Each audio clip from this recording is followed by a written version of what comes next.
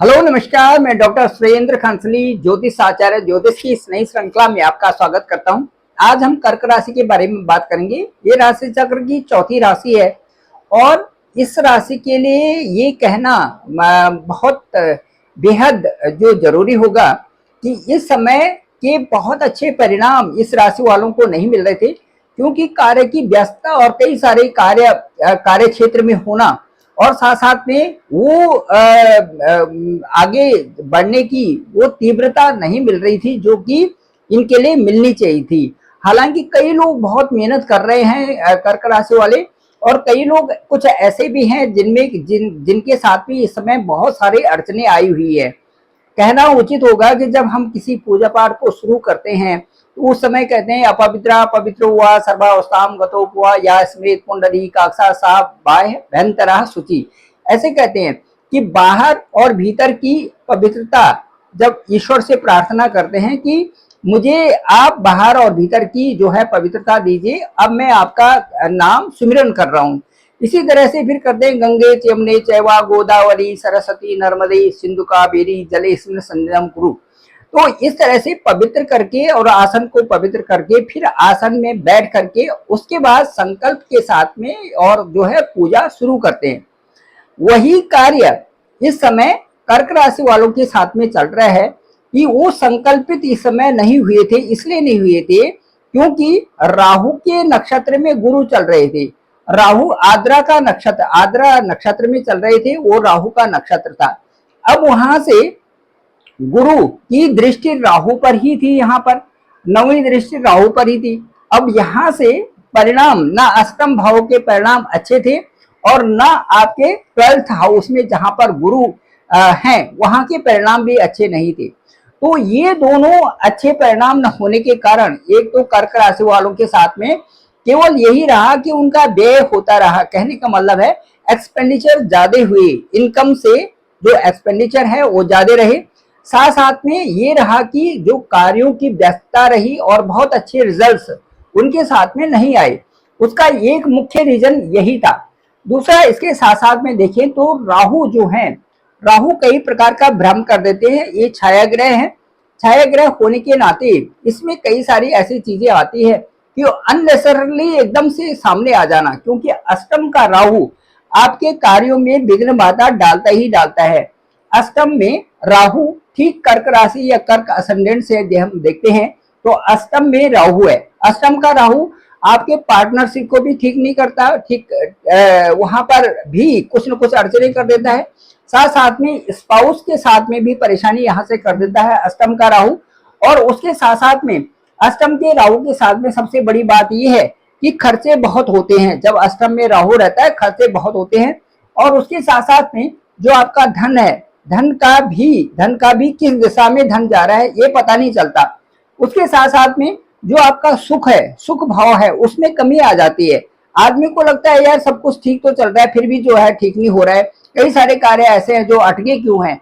तो वो सारी भटकंत और जो अड़चन आती है ये राहु के कारण, राहु अष्टम में जो राहु होता है इसके अच्छे परिणाम नहीं आते। अब परिस्थितियां चेंज हो गई है और वो परिस्थितियां जो चेंज हुई एक एक करके मैं आपको बताता हूँ। परिस्थिति क्या चेंज हुई है अभी मेरे को ये कमेंट में आया था और कमेंट में लिखा था कि अब तो 13th आ गए हैं और पुनर्वसु नक्षत्र में भी पदार्पण हो गया है गुरु का, फिर भी स्थिति वैसी की वैसी है। अब इसके साथ साथ में क्या होगा, इसका जो सटीक जो रिप्लाई होगा उसके रिप्लाई में ये होना चाहिए अब कि जो आपकी स्थिति जो ये सेकेंड हाउस में देखिए सूर्य के साथ में केतु, ये जो स्थिति है उसके साथ साथ में मार्स की स्थिति, उसके साथ साथ में सैटर्न की स्थिति, ये सारी स्थितियां भी उसके लिए उन परिस्थितियों के लिए जो परिस्थितियां कर्क राशि वालों के साथ में आ रखी हैं उनके लिए ये भी जिम्मेदार है। क्योंकि सैटर्न जो 27 जो नवंबर के बाद मार्गी होंगे, 27 नवंबर के बाद मार्गी होंगी।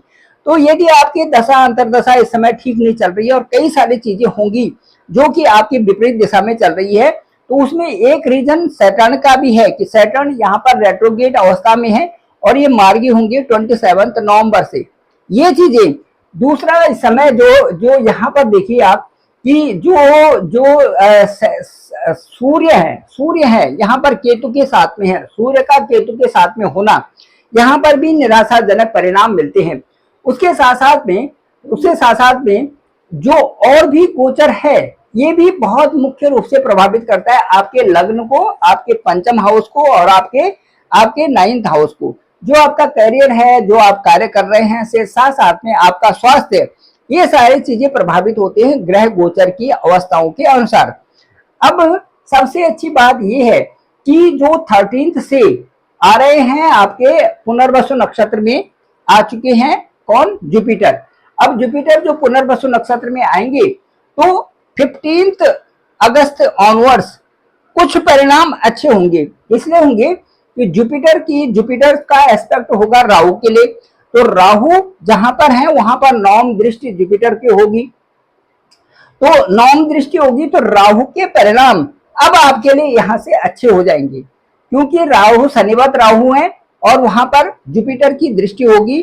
तो जुपिटर एस्पेक्ट करेंगे 9th दृष्टि, तो जहां पर भी 9वीं दृष्टि जुपिटर की होती है वहां पर एक आशीर्वाद रूप से ही उस स्थान का भला हो जाता है।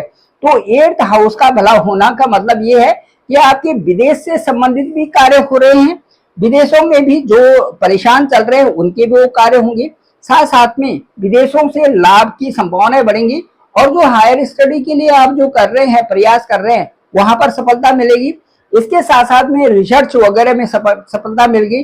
अकल्ट में भी यदि ज्योतिष या और ज्ञान, आप कुछ नया ज्ञान सीखना चाहते हैं तो वहां पर भी सफलता मिलेगी और नए कार्यों के लिए आप अभी प्रेरित होने जा रहे हो।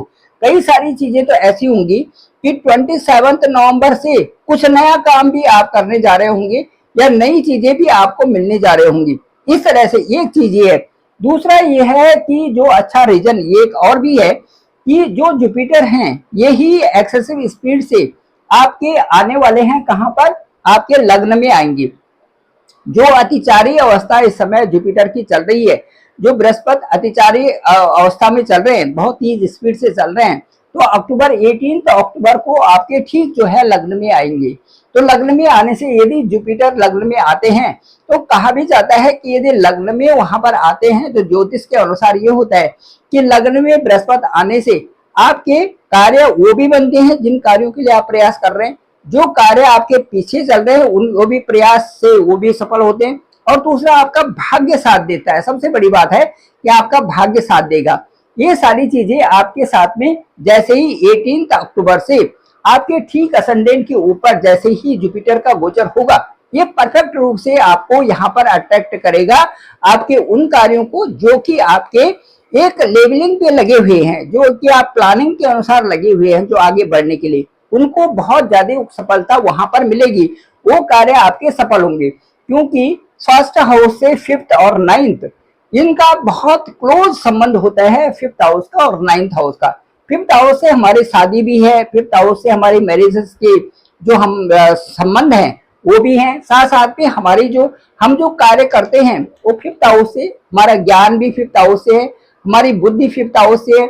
इसके साथ साथ में हमारा जो मेथड्स है, कार्य करने का स्किल है, क्रिएटिविटी है, ये 5th हाउस से, हायर एजुकेशन भी 5th हाउस से।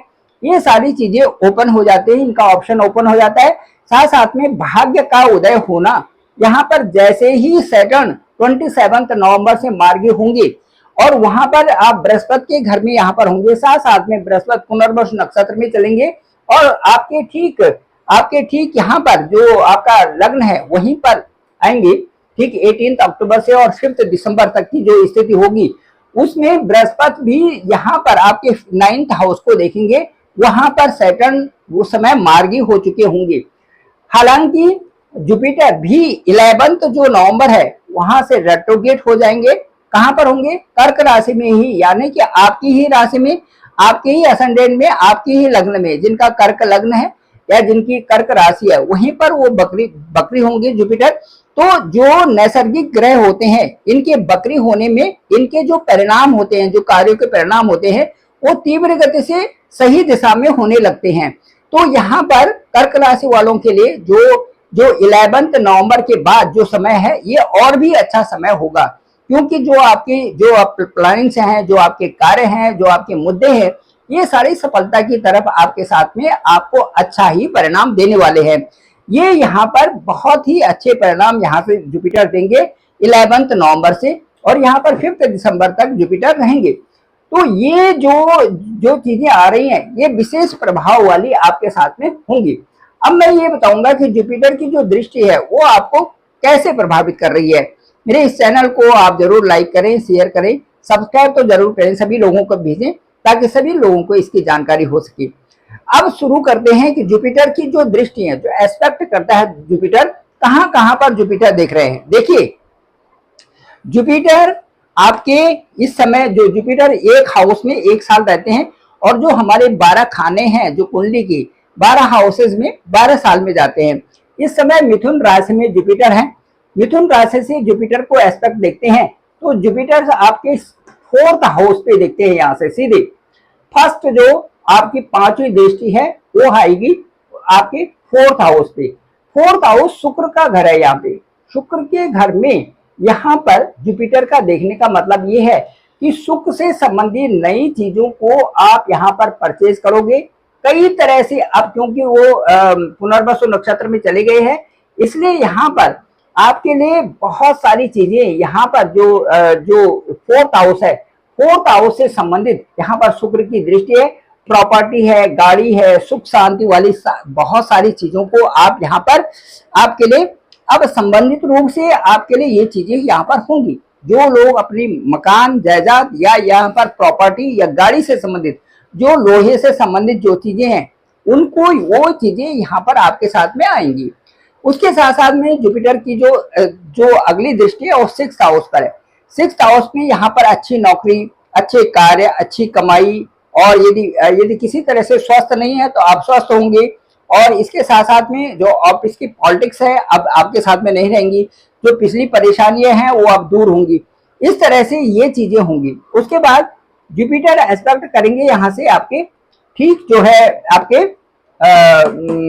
8th हाउस में, यानी कि 9th दृष्टि यहाँ पर होगी। और 9th दृष्टि में भी यहाँ पर बहुत सारे ऐसे कार्य होंगे जो कि आपका रुका हुआ पेरेंटल प्रॉपर्टी से संबंधित जो मामले हैं उनको कंप्रोमाइज करेंगे। कोई कोर्ट केसेस चल रहे हैं उनका कंप्रोमाइज करेंगे। साथ साथ में 8th हाउस से संबंधित आपकी रिसर्च है, आपकी पब्लिकेशन है, इनमें आपको बहुत अच्छे परिणाम यहाँ से जुपिटर देंगे। इसके साथ साथ में जो शनि की स्थिति है, देखिए वो मीन राशि में यहाँ आपके लक हाउस में शनि है। शनि यहाँ पर है तो शनिदेव आपकी यहाँ पर अच्छी किस्मत बनाने के लिए 27 से मार्गी भी हो रहे हैं। तो जो 9th हाउस होता है ये हमारा हायर स्टडी का भी होता है, ये हमारी जो है कर्म का भी होता है, अच्छे कार्यों का भी होता है, धार्मिक यात्राओं का भी होता है। तो इनसे संबंधित यहाँ पर शनि आपके लिए अब अच्छे परिणाम देना शुरू करेंगे 27 नवंबर के बाद। तो ये था कैलकुलेशन। और इस समय ये कहा जा सकता है कि जो जुपिटर तो यहाँ पर आ ही रहे हैं 18 अक्टूबर को, साथ साथ में वीनस भी आपके 2nd हाउस में 15 सितंबर को आएंगे, और वीनस आपके 4th हाउस में जहां पर अपने ही घर में है वहां पर 2 नवंबर को यहाँ पर आपके ठीक 4th हाउस में आ जाएंगी। ये स्थिति बड़ी सुंदर होगी। मुझे ऐसा लगता है कि इस समय आपके लिए सुख से संबंधित चीजों की वृद्धि हो रही है। कई प्रकार से आप जो लोग सेटल्ड हैं उनके लिए नई नई व्यवस्था यहाँ पर होगी, और जो लोग नए हैं अभी तो उनके लिए जो अभी अपनी नौकरी ढूंढ रहे हैं उनके लिए अक्टूबर से और नेक्स्ट जो है 18 जो जून 2026 तक का बहुत बेहद अच्छा समय है। और मैं ये कहता हूं कि 11 महीने का समय कर्क राशि वालों के लिए बेहद अच्छा रहेगा। जो लोग संघर्ष कर रहे हैं उनको चाहिए कि विशेष रूप से शिव की स्तुति करें। शिव की स्तुति कर्क राशि वालों के लिए बहुत अच्छा है। साथ साथ में ओम नमो भगवते वासुदेवाय इसका भी चांट कर सकते हैं। और जो भी जो अपने इष्ट हैं जिन पर आप बहुत ज्यादा विश्वास करते हैं उनके एक मंत्र का जप आप अवश्य करें तो ये आपके लिए बहुत अच्छा रहेगा। Thank you very much. मैं डॉक्टर सुरेंद्र खंसली, ज्योतिष आचार्य। डिस्क्रिप्शन में मेरा नंबर है 9868280191। Thank you very much. आप सभी का धन्यवाद, आप सभी का बहुत बहुत आभार।